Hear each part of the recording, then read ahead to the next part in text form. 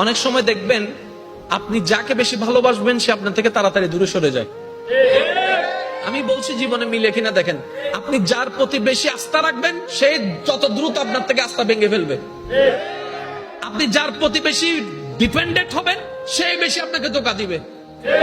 আপনি যাকে বেশি বিশ্বাস করবেন এই দুনিয়ায় দেখবেন কেমন জানি সে চেহারায় পাল্টাই ফেলছে, কেমন কেমন জানি ইচ্ছাই হোক অনিচ্ছাই হয়ে যায়। এক কথায় আপনি আমরা এই দিলে যাকে বেশি জায়গা দিই সে কেমন জানি তাড়াতাড়ি দূরে সরে যায়, কেমন জানি তার সাথে আমাদের সম্পর্কটা দূরত্ব হয়ে যায়। এটা কেন হয়? এটার হওয়ার একটাই কারণ, রব বলে যে তোর দিলটা শুধু আমার জন্য বান্দা হিসেবে, তোর দিলটা আমার নবীর জন্য উম্মত হিসেবে, আগে আমাকে আর আমার নবীকে রাখ, তারপরে যাকে যাকে রাখার আমি আল্লাহ সেট করে দিব। আমরা যখন ওই সিস্টেমটা না মেনে ডাইরেক্ট দুনিয়ার দিকে চলে যাই, ওই দুনিয়াটাই আমাদের কষ্টের কারণ হয়। তারপর আমরা একটা ডায়লগ মারি, এই দুনিয়াতে বিশ্বাসী মানুষ নাই, এই দুনিয়াতে বিশ্বাস করলে ফিটে চুরি খাইতে হয়, এই দুনিয়াতে এমন করলে সব। এই অপছন্দ করা মানুষের কথায় কিংবা কাজে আমাদের দিলে মাঝে মধ্যে একটু আঘাত লাগে না? প্রথম কথা মনে রাখবেন ভাইয়া, এই দুনিয়াতে আপনি আমি যতই যাই কিছু করি, চট্টগ্রামের ভাষায় যদি বলি কলিজা কাইটেও যদি খাওয়াই দিই, খাওয়ার পরে বলবে যে লবণ কম হয়েছে।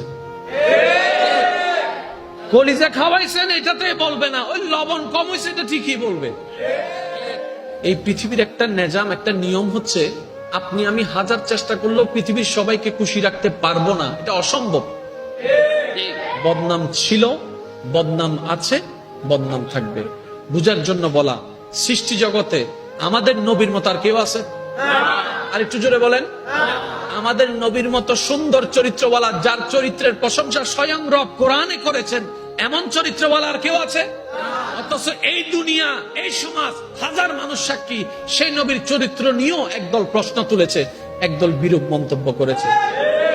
তাহলে যেই দল, যেই জায়গায়, যেই দেশে, যেই পৃথিবীতে, যেই কালচারে নবী রাহমাতুল লিল আলামিনের মতো একজন আল্লাহর নবীর চরিত্রকে পর্যন্ত কথা বলতে মানুষ দ্বিধা করছে না, সে জায়গায় আপনি আমি আর কে?